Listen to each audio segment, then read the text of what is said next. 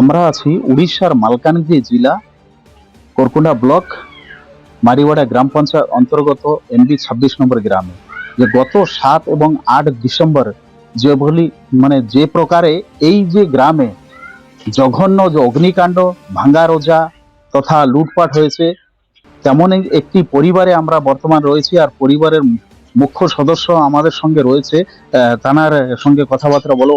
কি বলবেন যে গত 7 এবং 8 তারিখ ডিসেম্বর 8 তারিখে যে প্রকারে আপনাদের ঘরে যে অগ্নিকাণ্ড ঘটিয়েছে, গাড়ি পুড়িয়ে দিয়েছে, ধান পুড়িয়ে দিয়েছে এবং স্কুটি তৎসহিত যে ঘরের ভিতরে মূল্যবান সামগ্রী সব পুড়িয়ে দিয়েছে, কি বলবেন আপনি? সব পুরো নষ্ট করে দিয়ে গেছে, আমার কিচ্ছু নাই। একেবারে আমার একেবারে পুরো নিঃস্ব করে দিয়েছে।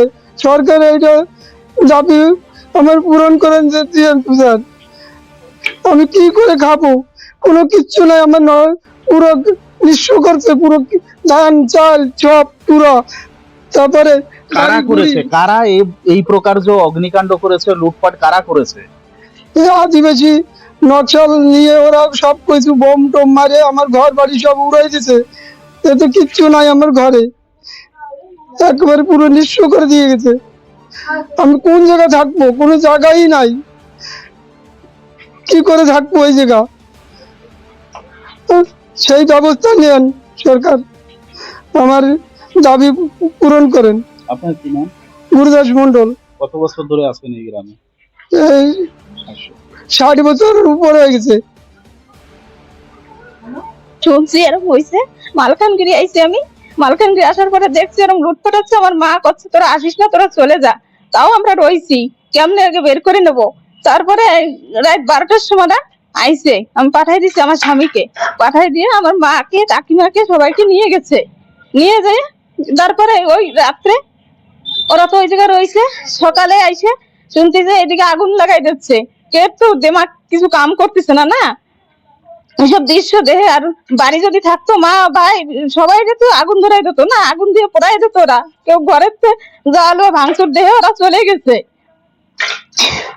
আর এখন এসে কিছু দেখতেছি না, পড়াশাড়ি নিয়ে চলে গেছে সব। সরকার বাড়ি এমবি 26। কত বছর ধরে এখানে আছেন? 64 সাল। কি ঘটনা ঘটেছে? এ তো আমরাও জানি না। কি একটা মেয়ে ছেলে এখানে মার্ডার হয়েছে, তা কারা করছে তাও জানি না। সেই প্রেশার পুরো গ্রামবাসীর উপরে।